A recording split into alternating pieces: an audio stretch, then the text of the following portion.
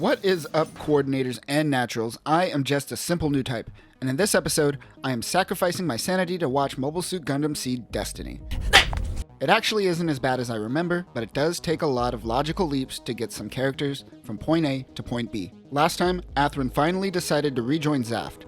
Durandal gave Athrun the new Savior Gundam. Kira stared at the waves, and the Deuterium beam energy transfer system was seen in action. In this one, we will see Kira save Cagalli from her own wedding, and Athrun will join the Minerva. So let's get into this. The Minerva crew praises Shinn for getting them out of a deadly situation. At Orb, Yuna decides to marry Cagalli on the day of the signing of the treaty with the Earth Alliance. Watfield tells Ramius that it doesn't look like coordinators like him, Kira, and Lacus will be welcome on Earth anymore, and will probably have to move to the plants. Ramius just wants a place to die in peace. Later that night, a crew of mysterious mercenaries come to attack. Luckily, Pink-chan saves the day by waking everyone up. The mercs attack. Watfield has a robot arm now, which is neat. They get to a safe room and realize that this is a special ops squad of coordinators, and they were targeting Lacus specifically. Their team has failed to kill Lacus on foot, but it must be done. They all launch their ashes. The UMF SSO-3 Ash is a new amphibious mobile suit. Unlike the Goons, which don't operate well outside of water, the Ash functions really well on land. It has a missile launcher, high-energy beam cannon, photo-maser cannon, machine gun, and beam claw. They attack the house and start to make it towards the outer wall of the shelter. Kira decides that it is time to pilot the Freedom once again. He incapacitates most of the Ashes, but they all self-destruct to conceal their identity. Tori comes out of nowhere. Watfield is starting to question if moving back to plant is a good idea. Cagalli delivers a letter to Kira about her sudden wedding. Kira and the team decide that they need to go save Cagalli. The Archangel crew once again preps for launch. Ramius tells Watfield that he should be captain, but he gives the role to Ramius, who mans the captain's chair on the Archangel once again. Freedom launches from the Archangel. The Orb military is informed of their movement. Suddenly, Freedom comes in and takes Cagalli away. A few Murasames come in and chase Kira. The MVF M11C Murasame is the predecessor to the Astray. It can function in both space and Earth, and its mobile armor mode is extremely fast. It can hold its own to mobile suits like Chaos Gundam. It has Vulcans, a beam saber, a beam cannon, the Ikazuchi beam rifle, air-to-air missiles, air-to-surface missiles, and a shield.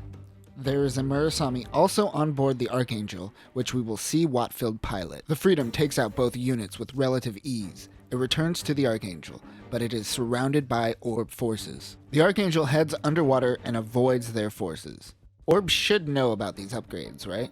Cagalli is angry that they made themselves criminals of Orb by capturing her. Kira gives Cagalli her ring back that Athrun gave her. The Minerva crew is on shore leave in Carpinteria when Athrun makes his way on board in his new Savior Gundam. Everyone realizes that he is now a member of Faith and salutes him.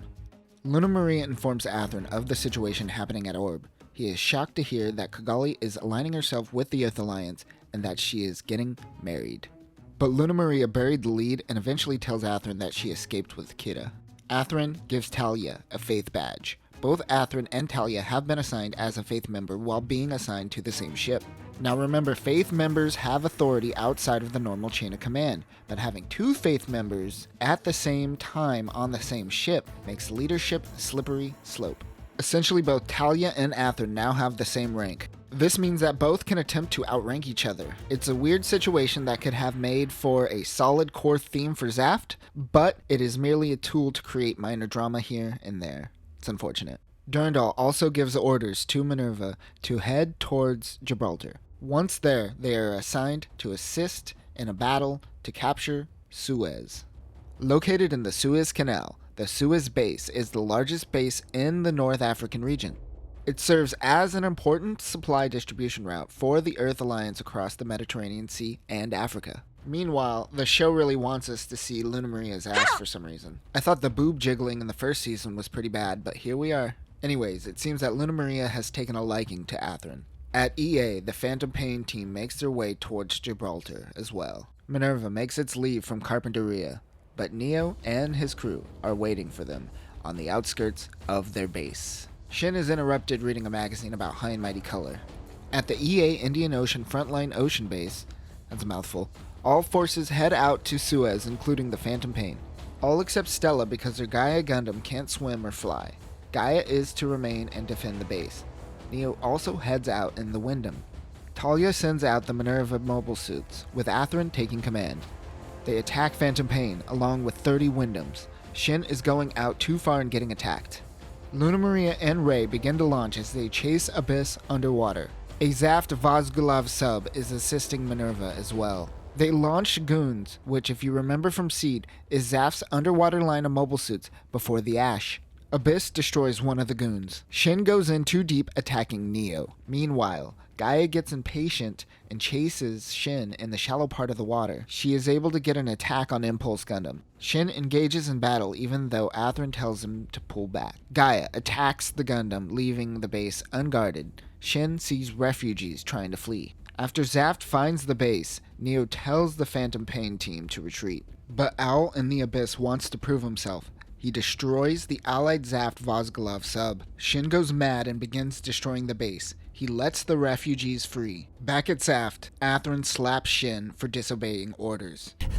This is a loss for Minerva. The Archangel are picking up on Zaft broadcasts to find that the fake Lacus is the focus of their media. Since this is all over Zaft media, it is certainly that Darendal knows of the situation and might be involved himself. Minerva is on its way towards Mahamel base. They meet with the commander of the base. They realize that EA needs to attack Suez in order to break through and attack Gibraltar. But it seems there is some resistance with the Eurasian forces. Zaft must use this opportunity to seize the gate in the Suez ravine, where there happens to be a power source. However, it is protected by a positron cannon. There also happens to be a mobile armor with a positron deflector shield. Minerva must clear a path for the rest of Zaft forces to make their way towards Gibraltar. Shinn and Athrun run into one another. Athrun reminds Shinn how much of a bitch he is. The Minerva team meet in the briefing room. They are to take out the positron cannon that is protecting the power supply. They are working with Connell and some resistant forces during this mission. Athrun assigns Shinn to handle the mobile armor protecting the power source. They prep for launch. Shinn and the Impulse will fly through the pitch-black ravine as the core splendor is the only thing small enough to make it through. Athrun, Rey, and Shinn launch. They have Lesseps-class ships assisting them. The Minerva fires the Tannhauser, but the mobile armor deflects the attack. The YMAG-X7F Gells-Ghe is the second largest mobile armor used in this war.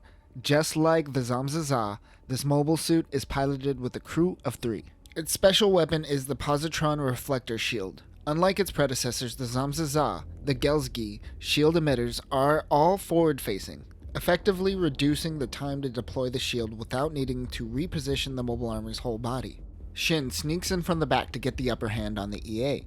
The long range is descending underground, but Shinn uses a dagger L and throws it into the hole, destroying the cannon and its power source. As Zaft destroys the cannon, the refugees instantly turn on the Alliance. And I mean really turn on the Alliance. Athrun congratulates Shinn on succeeding. Athrun is somewhat worried that Shinn is enjoying the victory a little too much. And that will do it for this video. We are starting to see some minor cracks in Darendal's good guy persona. Meanwhile, Kira and the Archangel crew are waiting to make their next move. This lack of focus on Kira and Athrun in the first half of the series will lead to writers panicking and changing the second half, leaving its fans with a rushed and unsatisfied ending. At least I think so. We are at the top of the roller coaster right now, before things go downhill. In our next episode, we will learn more about Mir Campbell, the fake Lacus. We will also see Shinn and Stella meet once again, and Kira gets involved in the fight. But until next time, coordinators, remember, YWB&D. When a subordinate is giving you a hard time, just remember, what would Noah Bright do? Peace.